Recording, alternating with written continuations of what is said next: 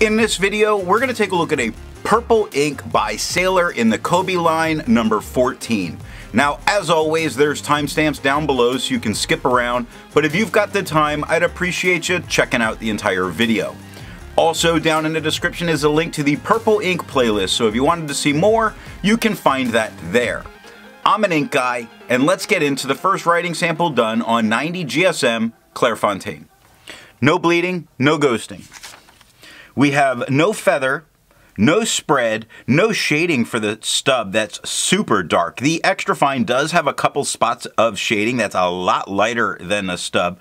The medium doesn't have any shading and it's just a little bit darker than the extra fine. The extra fine took 11 seconds to dry while medium took 17. The scrubby for both are showing no color variation, though the extra fine does have spotting of darker throughout it. And a smear test I do not think you could recover if you smeared while you were writing. To have a range of experience with this ink, all of the writing samples are done with a Jinhao 159 with a 1.1 stub, a Jinhao X450 with a medium, and a Jinhao X750 with an extra fine. Then a Sailor My First pen with a fine medium nib was inked up, used for a day, and used to take the notes for this video. The next writing sample is done on 52 GSM Tomoe River. No bleeding, but some minor ghosting. We have no feather, no spread, no shading in any of the writing, though the medium looks a little bit lighter than the stub, and the extra fine a lot lighter than the stub.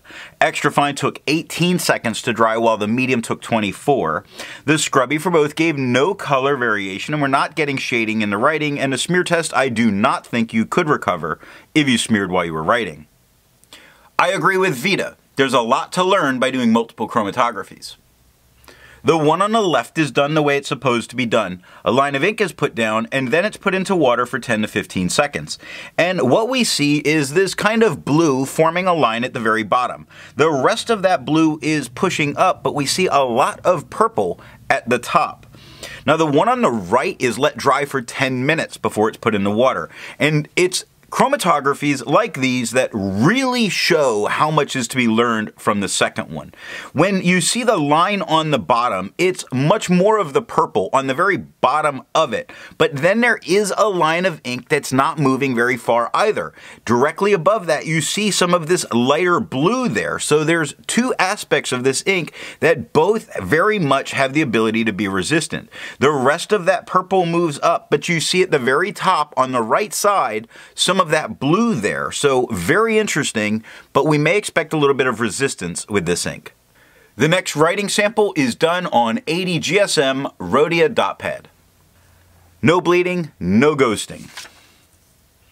We have no feather, no spread, no shading, none for the stub, extra fine, or medium. Now the extra fine, lightest tone on the page without a doubt. The medium's quite a bit darker than the extra fine, and the stub is still a bit darker than the medium. The extra fine took 13 seconds to dry and the medium took 18. Scrubby for both give no color variation and we don't get it in the writing. And the smear test you could probably recover if you smeared while you were writing. Resistance tests are done to see how this ink could be expected to perform on a page, and more importantly, how hard it may be to clean from your pen. This smear is allowed to dry for 3 days before testing it. Looking at the highlighter, it makes the highlighter look a little bit muddy. There's a bit of blurriness that comes into the writing, while you can read what's there, but personally I would not use it in a note-taking situation.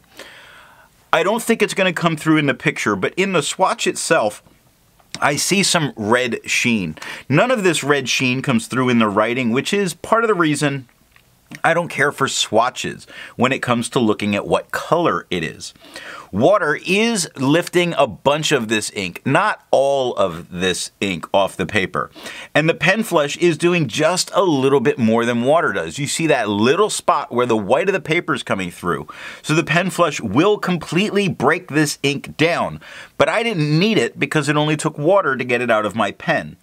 The 1/3 bleach solution is removing almost everything. It just leaves this very light kind of very light turquoise there, but surprising that it didn't get rid of it entirely. The next writing sample is done on life paper. no bleeding, no ghosting. We have no feather, no spread, no shading for the stub, no shading for the medium. The extra fine only has a few darker spots that show up, very light peppering of color in it, but it does show some shading. Now the extra fine's quite a bit lighter than the medium or stub, which appear to be about the same tone. Extra fine took 11 seconds to dry, while medium took 17. Scrubby for both show no color variation, but we do get that peppering of it in the extra fine. Smear test you probably cannot recover if you smear while you're writing. For the inks tested, the average viscosity was 2.5, with the realm of normal being from 2.1 to 2.9. Sailor Kobe number 14 has a viscosity of 1.84, so it's a wet ink. The next writing sample is done on Levenger paper. No bleeding, no ghosting. We have no feather, no spread, no shading in any of this writing. The stub and the medium are the same tone, while the extra fine's a little bit lighter. Extra fine took 9 seconds to dry and the medium took 13. Scrubby for both give no color variation because there's no shading in the writing. And the smear test you could probably recover if you smeared while you were writing. For the inks tested, the average dry time was 17 seconds, with the realm of normal being from 13 to 21 seconds. Sailor Kobe number 14 has an average dry time of 17 seconds, so that it's not just normal, it's average. The last writing sample is done on Franklin Christoph paper.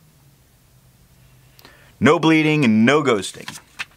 A little bit more absorbent paper here with no feather, no spread, no shading, very little tone variation. The stub and medium are the same tone, and the extra fine is a bit lighter than the stub and the medium, but not incredibly lighter. The extra fine took 7 seconds to dry, while the medium took 9. The scrubby for both show no color variation because there's none in the writing, and the smear test you could probably recover if you smeared while you were writing.